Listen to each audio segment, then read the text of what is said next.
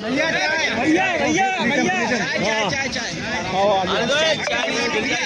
अरे आराम से आराम से आराम से आराम से। ए राजू, हाँ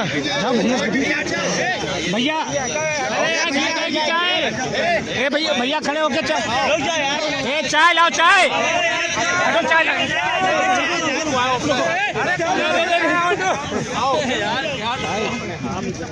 कुल्हड़ बदल दिया, पिछली बार पत्ती कम डाली। अरे भैया क्यों झटका दे रहे हैं? सुनो,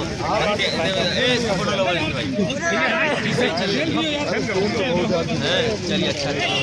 अखिलेश जी चाय की चुस्की तो ले लीजिए। अखिलेश जी चाय की चुस्की लीजिए। भैया मिठाई है,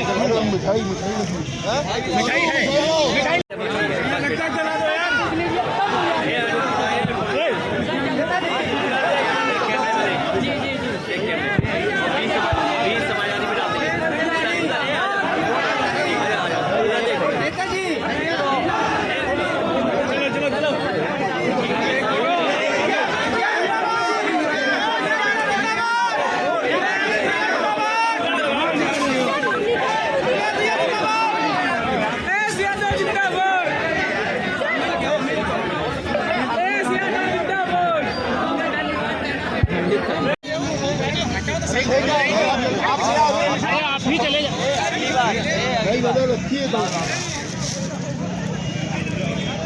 लोग मंगा दीजिए, जरा खाली होगा जाने दो इनको।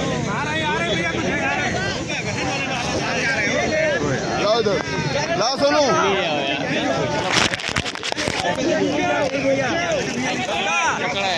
और लाओ सोनू।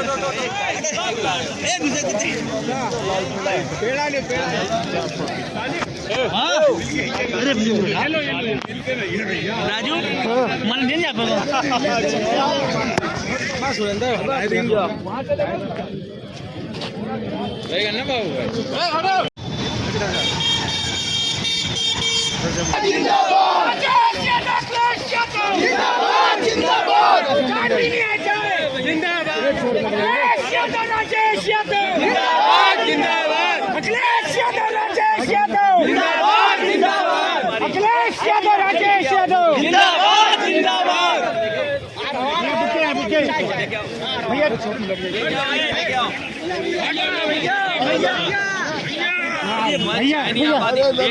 तुम्हें केतली में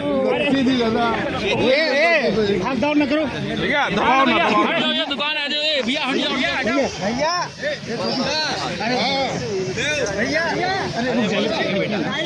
अच्छा ठीक, धन्यवाद भैया।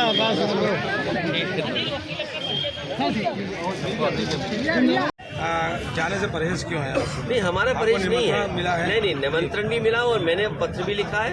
मैं समझता हूँ मैंने पत्र में सब बातें लिख दी जो आप जानना चाहते हैं। अखिलेश जी ठंडक बहुत अच्छा कहेंगे बाराबंकी की। मैं इस ठंडक में जो कार्यक्रम सफल हुआ उसके लिए कार्यकर्ता नेताओं को मैं बधाई देता हूँ। 9 डिग्री 8 डिग्री में इतना ऐतिहासिक कार्यक्रम कराया, उसके लिए बधाई। और फिर कई चाय पी चुका हूँ। आप शंकराचार्य नाराज है, शंकराचार्य नाराज है, और अब मेन यजमान जो है वो अब मोदी जी नहीं होंगे। देखिए, अगर शंकराचार्य जी की कोई बात नहीं होगी और इस तरह का बदलाव आया है तो ये उनकी अपनी आपस की बातचीत है, उसमें मैं क्या बोल सकता हूँ। लेकिन बहुत सारे लोग देश के शंकराचार्य जी की तरफ देखते हैं, समय समय पे जनता उनकी कही हुई बात को सुनते हैं। आप इंडिया गठबंधन में किसको प्रधानमंत्री देखना चाहेंगे? पहले भी प्रधानमंत्री गठबंधन के बने, फिर गठबंधन के प्रधानमंत्री बनेंगे। मतलब कोई चेहरा अभी तय क्यों करना, चेहरा चुनाव के बाद तय होगा। यूपी में कितनी सीटों पे चुनाव लड़ रहे हैं? समाजवादी पार्टी गठबंधन के साथ है और हमें उम्मीद है कि बहुत जल्दी गठबंधन हो जाएगा। जहां समाजवादी पार्टी का संगठन है, बहुत अच्छी तैयारी समाजवादी पार्टी कर रही है। अखिलेश जी कांग्रेस को कितनी सीटें देंगे, क्या कोई रजामंदी बनेगी आखिर तक? कांग्रेस जितनी सीटें लेना चाहे, लेकिन हारने के लिए नहीं, जीतने के लिए। और हमारी कोशिश होगी गठबंधन की कि आपस में तय करके इतने मजबूत प्रत्याशी उतारे जाएं जिससे भाजपा जो तैयारी कर रही है 60% पाने के लिए, वो इस कोशिश में है भारतीय जनता पार्टी के पढ़ने वाला वोट 60% उन्हें मिल जाए। तो उन्हें रोकने के लिए समाजवादी पार्टी या गठबंधन मजबूत प्रत्याशी उतारेगी जिससे कि उनके समीकरण का मुकाबला कर सके।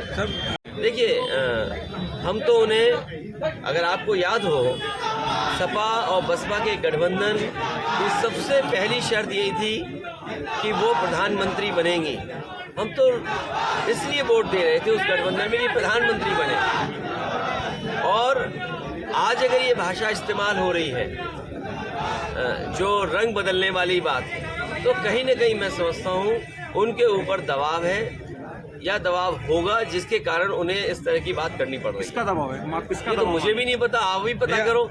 अगर मुझे पता होता तो मैं बोल देता, लेकिन मुझे ये लगता है कि जब बाबा साहब भीमराव अम्बेडकर जी का संविधान खतरे में है, संविधान कैसे बचे, संविधान की रक्षा कैसे हो, जब देश में वो लड़ाई छिड़ी हुई है और उस समय समाजवादी पार्टी पे आरोप लगाते हैं, जिस समाजवादी पार्टी से गठबंधन से तमाम लोकसभा की सीटें जीती हो बहुजन समाज पार्टी, और मैंने आपसे कहा कि गठबंधन में पहली शर्त यही थी कि उन्हें प्रधानमंत्री बनाया जाए। उस पक्ष में जो पार्टी रही हो वो पार्टी क्यों किसी का अपमान करेगी? अगर हमारा सम्मान देना उन्हें खराब लग रहा है तो मैं क्या करूं उसके लिए? भैया राम हमारी बात देखिए, ऐसी कोई बात नहीं जो हमारी आपकी बात ना हुई हो। ये हो तो चुकी है, लेकिन फिर भी कुछ हमारी आपकी बात हो चुकी है और बीजेपी हटे उसके लिए उत्तर प्रदेश की जनता की ज़्यादा जिम्मेदारी है। 80 हराओ, बीजेपी हटाओ। 80 हारेगी तो संविधान भी बचेगा, 80 बीजेपी हारेगी तो लोकतंत्र बचेगा। और लड़ाई लोकतंत्र को बचाने की है। बाबा साहब भीमराव अम्बेडकर जी ने जो संविधान दिया, उस संविधान के खिलाफ लगातार ये सरकार काम कर रही है और मनमानी कर रही है। हर जगह सरकार की मनमानी चल रही है। अगर मनमानी होगी तो जो हमारा सबसे खूबसूरत ये जो संविधान है, लोकतंत्र है, उसकी पहचान क्या होगी? अगर दुनिया हमारे पे उंगली उठाए कि हमारी ज़मीन पर आपने हत्या करा दी, अगर एक प्राइम मिनिस्टर भारत सरकार पे आरोप लगाए कि उनके देश में हत्या कराई गई है और दूसरा देश जो अमेरिका दुनिया का सबसे ताकतवर देश है, वहाँ पर डबल एजेंट पकड़ा जाए और डबल एजेंट के खुलासे में ये बात खुले कि भारत सरकार के अधिकारी किसी उद्योगपति को 1 लाख करोड़ रुपए दिए थे, 1 lakh crore dollar, 1 lakh dollar, 1 lakh dollar दे करके हत्या कराना चाहते थे। वो खुलासा हो गया। सोचिए हमारे भारत देश का कितना दुनिया में नाम गिरेगा। और फिर ये लोग जो भारत को विश्व गुरु बनाना चाहते हैं, एनसीआरबी के आंकड़े कहते हैं कि 1 लाख किसानों ने आत्महत्या की जब से भारतीय जनता पार्टी की सरकार में आया। ये लोग आए हैं जहां 1 लाख किसानों की आत्महत्या हो जाए, वो आत्महत्या कर ले मजबूरी में, फसल की कीमत न मिल रही हो, और फिर जिन्होंने ये कहा हो कि आय दोगुनी कर देंगे, उसी देश में किसान के ऊपर फिर कर्ज आ गया है। ये बैंकों में नोटबंदी के बहाने पैसा जमा करा के 10 लाख करोड़ से ज़्यादा उद्योगपतियों का कर्ज माफ़ कर दिया। तो सोचिए भारत जा कहाँ रहा है, किनके हाथ में देश दे रहे हैं बीजेपी के लोग। मायावती पर